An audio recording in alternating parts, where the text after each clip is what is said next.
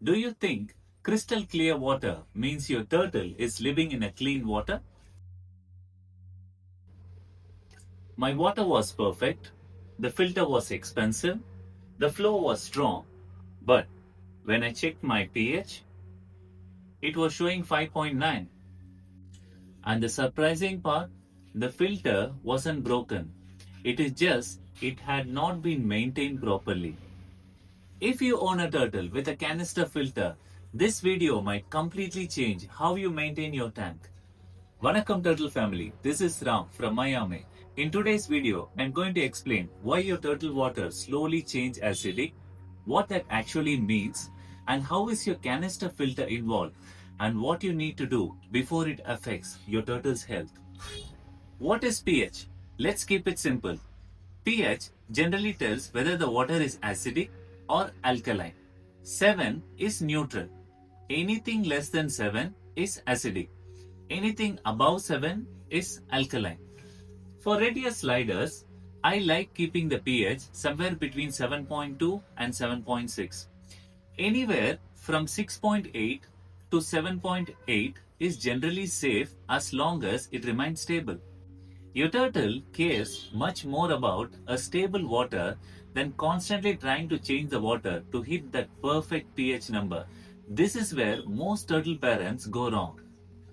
Why does the water turns acidic? This is what most people don't realize it. Your turtles produce a lot of waste. For example, leftover food, poop, tiny bits of organic debris. These all gets collected to the canister filter, and then the bacteria starts digesting them.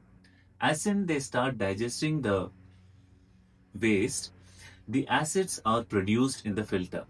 These acids slowly starts reducing the pH in the water.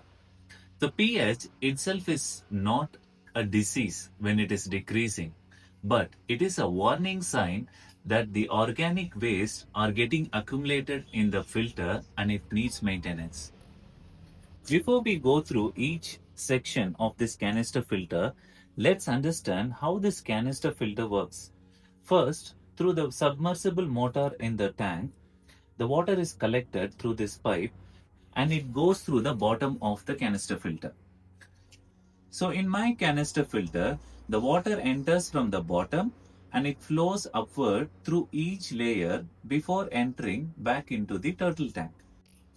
The order of these medias are very important because each one has a different role to play inside this canister filter. So the first layer of this canister filter is a coarse mechanical filtration. Usually that comes in a blue or a black sponge. Then it goes through the second layer, which is called a filter floss or a white sponge filter, which generally makes the water clean and polishes the water. And that's why you see the crystal clear water. And then third, it goes through a biological filtration, which is where I have used lava rocks and the ceramic rings. And this is where the good bacteria starts colonizing. The first thing the dirty water encounters is these coarse mechanical sponges, the blue and the black sponges. Their job is to trap large particles like turtle waste, leftover foods, or debris before they move further into the filter. Because these sponges catches the biggest piece of dirt, they prevent the upper layers and clogging too quickly. I usually rinse these sponges every 2 to 4 weeks depending on how dirty they become. And I always clean them in a bucket of old aquarium water only. Do not directly wash them under the tap water so I don't damage the beneficial bacteria living inside them. After passing through the coarse sponges, the blue and the black sponges, the water moves into the fine mechanical filtration. This tray contains the white sponge and the filter floss. These capture the tiny suspended particles that make the water look cloudy. The filter floss acts like a polishing pad, leaving the water crystal clear before it reaches the biological media. Since these materials trap very fine dirt, they clog much faster than the coarse sponges. So you need to inspect them every 1 to 2 weeks and clean or replace this filter floss whenever the water flow starts to decrease. Finally, the water reaches the most important part of the filter, the biological media. In my filter, I have used lava rocks and ceramic rings.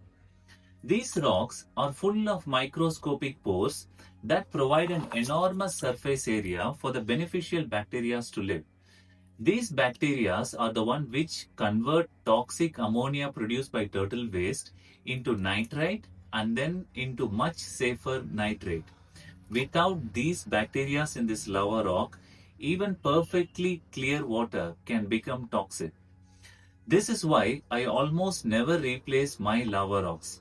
If they become dirty, I gently rinse them in old aquarium water only when necessary, usually every 1 to 2 months.